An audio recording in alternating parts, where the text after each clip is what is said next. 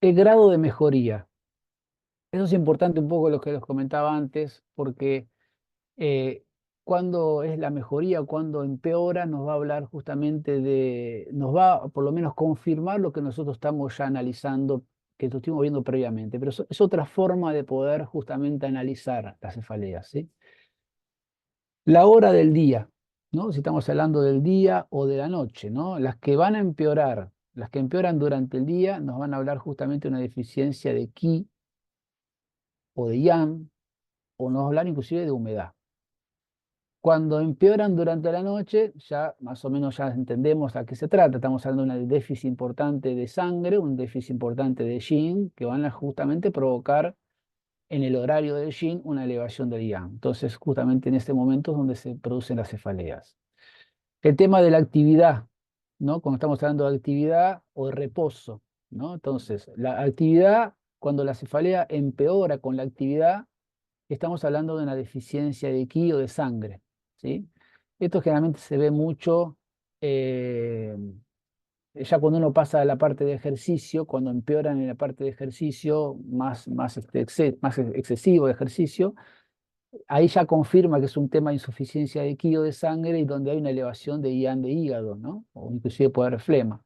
Pero bueno, esos son como los primeros pasos que uno cuando analiza el tema de la actividad, el reposo, estar acostado, empieza a evaluar y empieza a deducir que, bueno, ante la actividad esto aumenta porque estamos ante un déficit. Entonces, es pensarlo de manera lógica y sentido común que no hay aporte de sangre para poder cubrir esa demanda energética, entonces justamente el dolor de cabeza aparece como consecuencia de esto.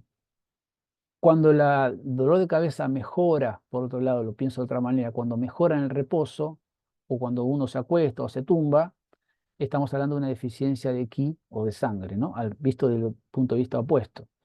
Y cuando las que empeoran al tumbarse, se refiere básicamente a la presencia de flema. Hay flema ahí, ¿sí? O sea, es una mayor predisposición a poder decir que estamos ante presencia de flema.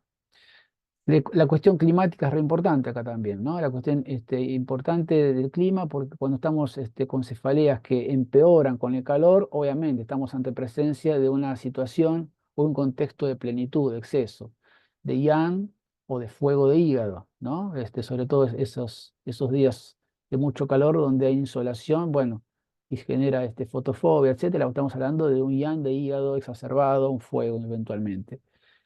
Las que empeoran con el frío, estamos hablando de insuficiencia de yang, y las que empeoran con tiempos húmedos, como los de hoy, por ejemplo, nos están hablando justamente de un tema de presencia de flema o de humedad, ¿sí? Entonces, el aspecto climático también me marca un poco el contexto de lo que yo quiero estar evaluando, ¿sí? Las emociones obviamente que me van a marcar también o van a ser un punto a tomar en cuenta al momento de poder evaluarlas en su tipología, ¿no? Eh, si empeoran ante procesos o momentos de furia, de enojo, de ira, estamos ante la presencia de un cuadro de Yang de hígado o de fuego de hígado. Si empeoran en algunos casos con la relajación, también podemos hablar de una cuestión de Yang de hígado, o sea, una persona que no necesita, generalmente las personas hepáticas, cuando tienen una situación muy marcada de constitución energética de yang de hígado, que son muy hepáticas, necesitan desgastar. Lo peor que se les puede pedir es que mediten por ahí, ¿no? Que hagan cierto tipo de meditaciones estáticas. Entonces, en ese momento lo que uno tiene que promover es la caminata, es el moverse, es el activar justamente para poder bajar y poder enraizar. Entonces, es también una pauta que uno puede tomar en cuenta, sobre todo para los que utilizan técnicas de relajación, ¿no? Yoga, tai chi, chikung. Bueno, lo peor que uno puede a una persona que está hiper yang hacer lo que medite, ¿no? Hacer una meditación estática, implosiona. Bueno, eso como ejemplo. La actividad sexual ya lo habíamos comentado, pero tiene que ver básicamente con lo que les comentaba antes.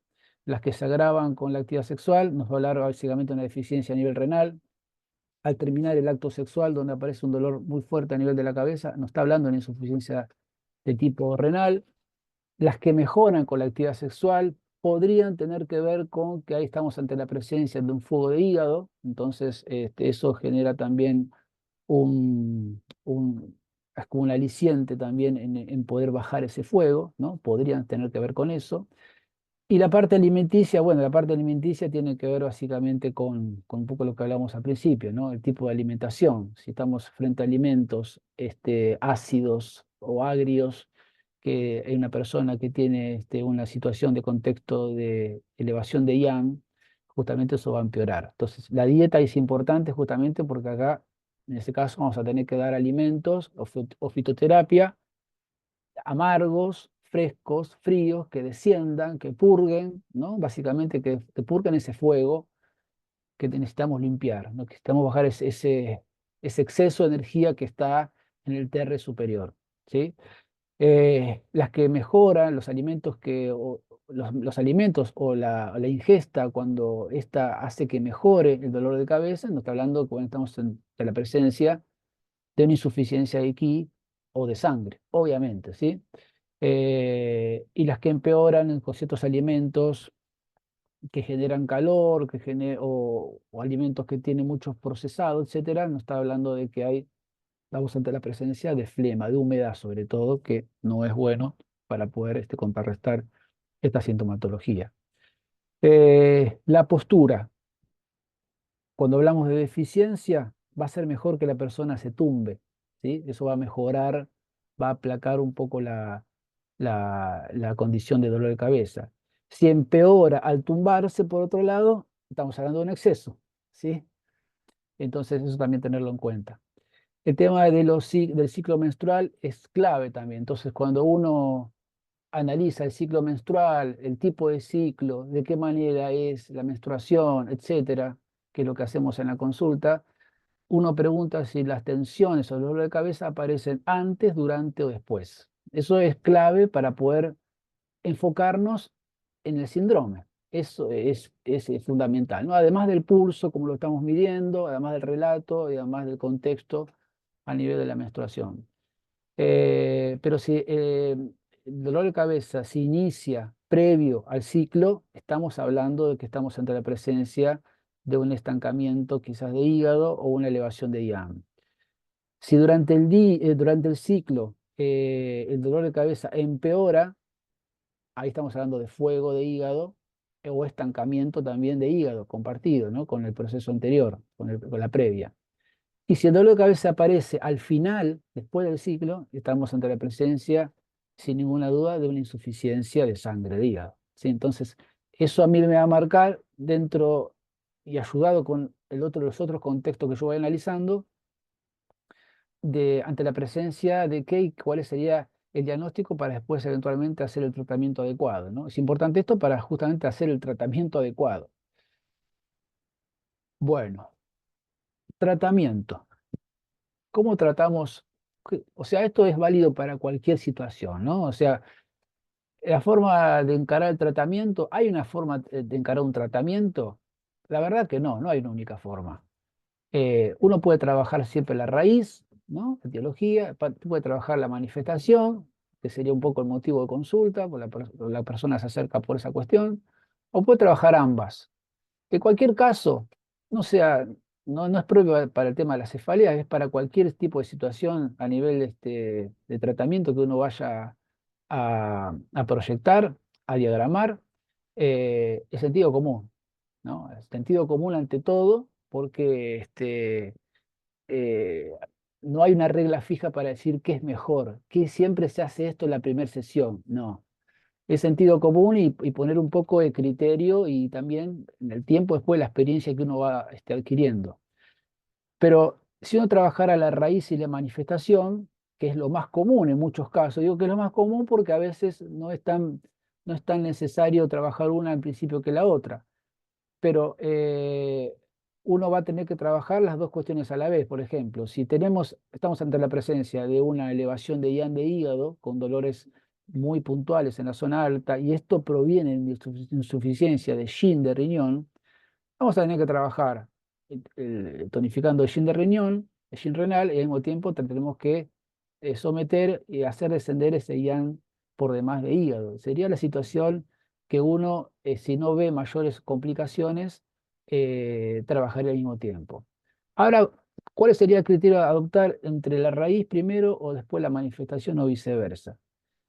Eso va a tener que ver un poco con la manifestación que trae la persona.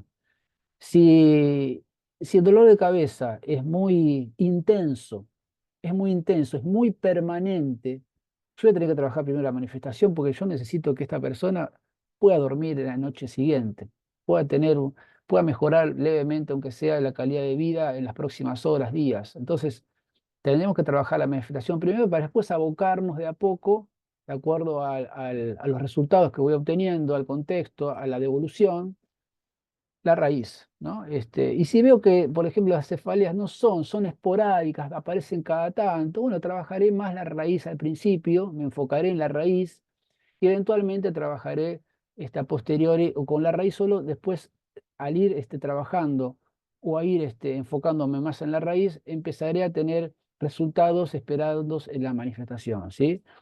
Eso sin hablar de que yo pueda trabajar de manera diferenciada con diferentes herramientas, ¿no? Los que trabajan, por ejemplo, con fitoterapia, los que trabajan con oligoelementos, los que trabajan con masajes de todo tipo, o con la dieta, bueno, van a ir complementando de manera diferenciada estos tratamientos para poder trabajar a diferentes capas, diferentes niveles de tratamiento, como para poder enfocarse en diferentes áreas, con diferentes tiempos también, ¿sí? Eso es un poco el criterio que uno tiene que adoptar, por eso a veces se escucha que, bueno, que es mejor trabajar, eso va a depender un poco del contexto, del caso, de la persona que trae una cefalea determinada o lo que sea, y eso es propio de cada caso y eso es propio también de lo que uno evalúe y considere que es lo mejor, ¿sí? Pero ante todo, sentido común hay que aplicar un poco acá. eh, por eso el tema de los protocolos, eh, hasta ahí, ¿sí? Hay protocolos que están buenos, pero hay que, al final de cuentas, en ese momento, cuando uno empieza a diagramar el tratamiento, bueno, ¿qué sentido, cuál es lo mejor para que esta persona mejore su calidad de vida, ¿sí?